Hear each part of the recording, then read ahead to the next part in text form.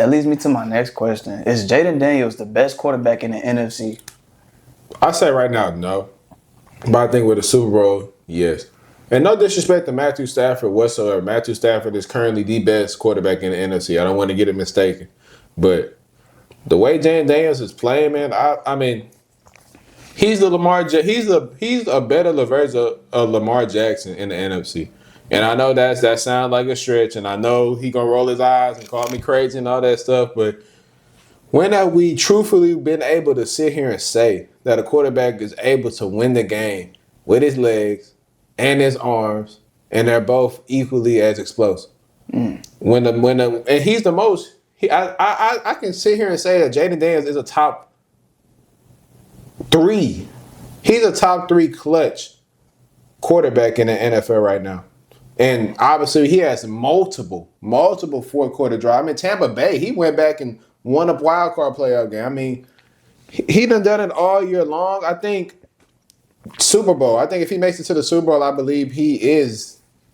I don't know. I don't know about the result. I don't know if the winning or losing would make me look at him in any other way. Mm-hmm. But I think Jayden Daniels, if he makes it to the Super Bowl and wins it, I think he's the best by far. What you think? Like, what would you place him at right now? He's a second. Second. Okay. I think he passed that. I think he passed Goff. I think he passed Love. I think he passed Hurts. I think he passed. I mean, it's not that many good quarterbacks in the NFC. I think all of them lie in the AFC. So right now, I think I got him second in line. I think he already surpassed the majority of with his play over this year, and especially in the playoffs. I mean, going on the road and slaying that dragon in Detroit when nobody gave him a chance, but this guy right here. Hey, I can take my credit. It's not a stretch. But who was the only one on this pod to choose them? Charles, you can answer that. The name of the game is Any Given Sunday. Now it's Any Given Sunday. Man, I believed in him. I said it's something different. And it's crazy how Detroit defense finally came back. We're going to talk about that. But I think Jayden right now is the second best quarterback. I think what he does this Sunday against Philly will determine where he's placed, if he can go a little higher in my rankings. I think, for me, I learned a long time ago that I need a bigger sample size than 1 year. Now, what he's doing is crazy. I'm not going to sit up here and lie. Like, he's having a spectacular rookie season. And shit, if he goes to the Super Bowl, he's the first rookie to ever be in the Super Bowl as a starting quarterback. Like, that's incredible if he's able to pull that off by beating Philly this Sunday. But at the same time, it's so many guys that we've seen be one-hit wonders. And I'm not ready to sit up here and pencil in Jayden Daniels. I'd rather be late to the bandwagon train than too early. Because if I'm too early and I end up looking like a dumbass, then, well, shit, at the end of the day, I'm a dumbass.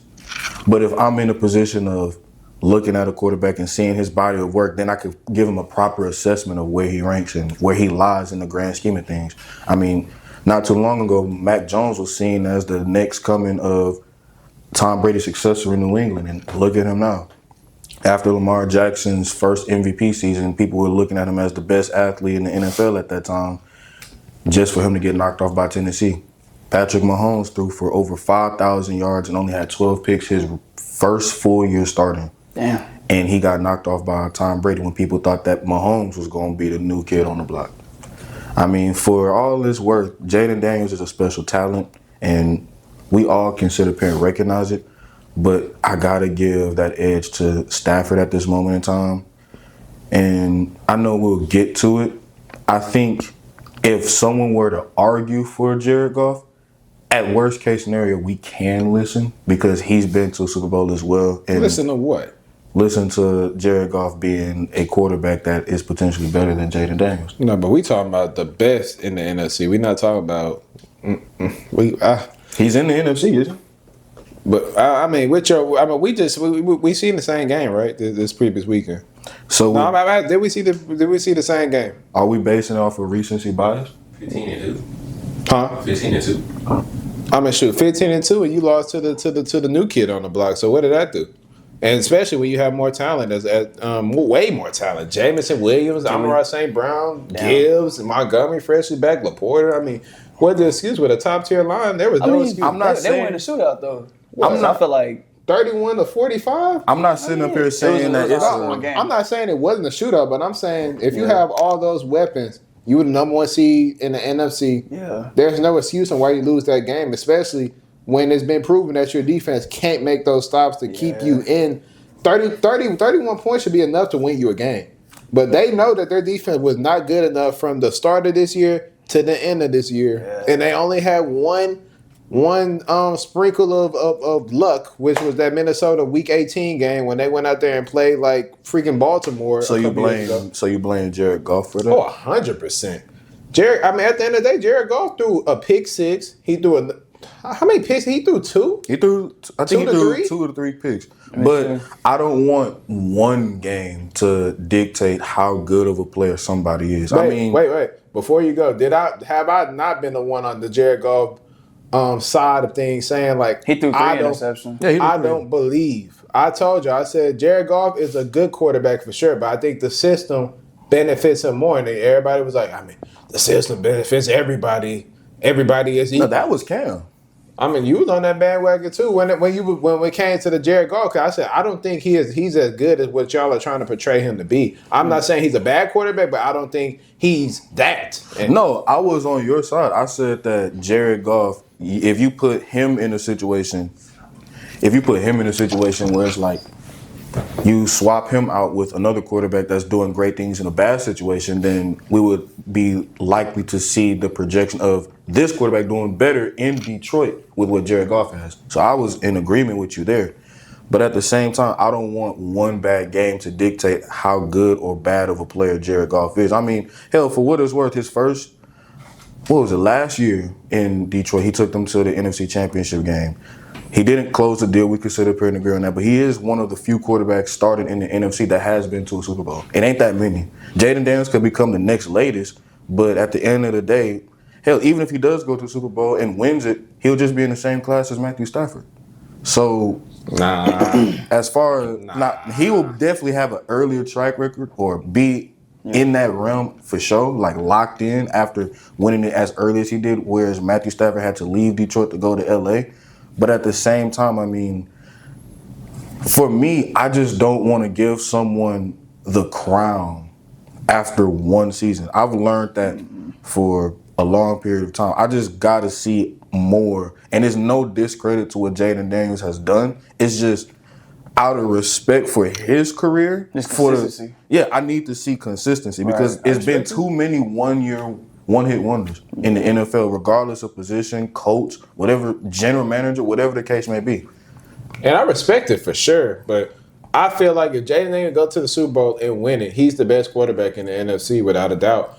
I mean, Stafford won Super Bowl, and his longevity that he's put on display for his 14, 15-year career is tremendous. Don't get me wrong. But at the end of the day, you coming into a situation, they was the worst team in that division. I mean, you had Terry McLaurin with an average defense. They were worse than the Giants? Huh? They were worse than the Giants? I mean, sure, they had the second pick, so they were worse. So I think at the end of the day, you got to take things in perspective in the sense where it's like he elevated a franchise. And shoot, you could put, I mean, a bunch of quarterbacks came in high pitched. I mean, shoot, Matthew Stafford had the chance to come in and play with Megatron. He never had that level of success. Despite, Jayden Daniels, that defense is irrelevant. Jayden Daniels getting a shootout with anybody and still compete and still give you a great chance to win that game. So I'm saying Jayden Daniels wins this Super Bowl this year, he's over Matthew Stafford in my eyes. He's a better quarterback than Matthew Stafford in my eyes. I don't care about the longevity or none of that. What he's doing this year without all the money, because when Matthew Stafford won it, how many guys do you have on that squad? That was like that name with the stat. He went up there and played with arguably the best interior lineman in NFL history in Aaron Donald. And then also another one with Von Miller. You had Eric Weddle, which is one of the underrated safeties in the league. Jalen Ramsey. I mean, he had a squad. He definitely had a squad. I won't sit up here and deny that. But who did Jayden Daniels have? outside of the guys that was already there and the Bobby Wagner acquisition in the offseason, who else does he have? Frankie Louvu, he's doing well. He came from Carolina. I like what Bobby Wagner's done for them. Mm-hmm. Yeah. That match made in heaven between him and Cliff Kingsbury is underrated as hell. And we'll see how long that materializes. But I think that that's the perfect scenario for Jayden Daniels. And it's not to discredit him either. I think that... You did call Kingsbury a QB guru. Yeah, I told you. Hey, You did. I mean, you but gotta check the stats. Hey, your dreams turn into reality. I mean, shit, but I mean, if you agree with that, then you can also agree that that has an effect on how great of a season Jayden Daniels has played. Yeah. Not entirely, but you could definitely say that it's definitely benefited him. Oh, most definitely. Yeah. College, the college style offense. Yeah. See what he did with Kyler Murray. Mm-hmm. He's got scary Terry. We all know how special of a talent he is. Damn, I don't know what the hell the Eagles are doing with getting rid of Zach Ertz. They got Goddard, so it's understandable. He has more receptions than all titans on their roster. Goddard been gone for a large sample of the season, so you can't just hold that against him. I can't, but I will say that Zach Ertz is still a baller at the end of the day. Oh, for sure, but I'm not taking Ertz over Goddard, and Ertz is a very good tight end. Don't get me wrong, but Goddard is he's a top 6. I'm not gonna put him in the top 5 round. He's top 6 to 7 tight end in the game. He's a great receiving tight end for sure. Definitely underrated with the other marquee names, but regardless, I like what Jayden Daniels has done. And I will, eat my words if he ends up winning the Super Bowl. But at the same time, a year is it's too short. It legitimately just is. And if he has a spectacular career for however many years it's been, say maybe 3 years down the road, he's still doing this type of stuff, I'll give him his flowers. And I still will give him his flowers for what he's done this year. But at the same time, it's like I can't give him that benefit of the doubt that I've given everybody else. I've learned my lesson as far as seeing who's like that and who's not based off of one good season, one magical run. Yeah. Respect. I respect that. I feel like Jayden Daniels, he's like the premier quarterback. Like he's the next big thing in the NFC, and I feel like he's showcasing that right now. I want to say I agree with Tyler. I want to say he's like the second best quarterback in the NFC right now. I can't put it past Matt Stafford. Like, I feel like Jayden just needs some more time to like show me, you know what I'm saying, that, okay, like, yeah, bro, you the best quarterback in the NFC. So you feel you like in the middle between me and Charles, because Charles is saying he needs a little more time to see if he's really like that for the long haul, and I'm saying he's so good right now. I'm willing to put him in front of the line right now, and especially if he goes to the Super Bowl. So you like in the dead middle. If he goes to the Super Bowl this year, man, that'd be crazy. That'd be insane. I'm not insane. gonna lie. I ain't gonna lie. That would be insane. Shout out to my pops. He a Commanders fan, man. I told you he was like that. Man. But I found this interesting fact about Jayden Daniels. It says Jayden Daniels excelled in the most difficult passing situations against the Lions. So this is when he played against the Lions. He said versus the blitz, he was 12 for 16 for 191 yards. He had the touchdown, and he had a 7.0%. What is it called? Completion percentage over expected. That's something new, I guess. And then it was over 2.5 seconds. 10 for 16, 172 yards, and a touchdown. You said over 2.5 or under? Over 2.5 seconds. And then under pressure, he was 7 for 9, 109 yards, plus 17.6%. And he was sacked 0 times. So I feel like that's a pretty interesting fact, man. I feel like Daniels, I'll put him like he's second best right now. I feel like he, after this year, you know what I'm saying, he keeps on doing this, then he'll eventually become like the best quarterback in the NFC because, I mean, who you got? His real competition. You got Goff, you got Love, you got Hurts, you got Stafford, you got Kyler, you got Baker, you got Geno, you got Purdy, you got those guys. Yeah, like it ain't really too many people I can look at in the NFC and just be like, like, you know what I mean? Like, so I'm gonna ask you the question. We can move on to the next topic. So if Jayden Daniels makes it to the Super Bowl and wins the Super Bowl, is he your number one quarterback in the NFC, or do you feel like he needs a little more time before you give him that one spot? Afterwards, we'll go roll right into the next one. So you on the spot. Damn. How about this? If he goes to the Super Bowl and lose, are you gonna still give him his flowers? Or are you gonna critique him? Like, what you mean? Am I gonna give him this? All right, Am I gonna put him as number one? Would you elevate him with a Super Bowl loss? Cause right now I can elevate him with a Super Bowl loss. Like, you took your team to the Super Bowl, bro, as a rookie. Like, Yeah, that's and that's insane. never. And you said that's never been done, and that's never been done. So like, that's a big thing, man. That's a huge accomplishment. Like, that's making history. So I mean, I could put him up there. I could put him up there for sure. Yeah. Not to diverge into a different topic or anything like that. You know what's scary? What? The Commanders have done what we thought was impossible. They went on the road. They've done all these things to get to this NFC Championship game. Win, lose, or draw, whether they end the season with a ring or they end the season this Sunday, they have $90 million in cap space for next year. Do you know what they could potentially do to go all in with $90 million in cap space? They are ranked they're not ranked. They're number 3, I think. They're like at the top. That is crazy. I forgot who's bro. first. And then I want on to say top the of that, Patriots that's a first. high. Like, I think that's the number one free agent destination, trade destination in For the league. everybody. Like, Marshawn wanted to go there, and then you know the crazy thing about it. And shout out to the supporters on all our platforms commenting and things of that nature. I seen one comment.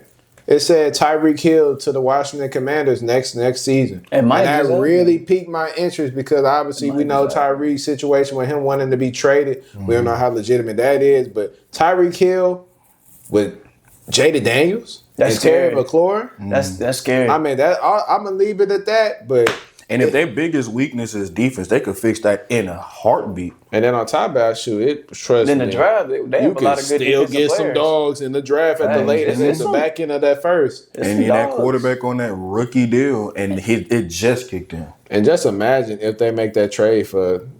Imagine if they trade for Myles Garrett. But They got the he- money. He said he don't want to. He wants to be involved Yeah. with the decision-making process for quarterback. But he's. Man, heck no. But The Miles defensive said he wanted to player, stay you in tripping. Cleveland though. You said what? He said he wanted to stay in Cleveland. I thought. Oh no, that's what I'm saying. He want to be involved in what's the plan for the quarterback situation. I would never. What? You're a defensive player. At the end of the day, Yeah, he's one of those players that can influence upper management because of how good he is. I Oh, would no, say for that. sure. He I would is say really that. well. $90 million in cap space is crazy, bro. That's what I'm They can saying. sign some heat, bro, and there's some heat coming off the shelf. For like, this could potentially be his floor in his rookie contract, as far as like how much expectations the Commanders have. This may be the worst roster he may ever have. That's what I'm saying.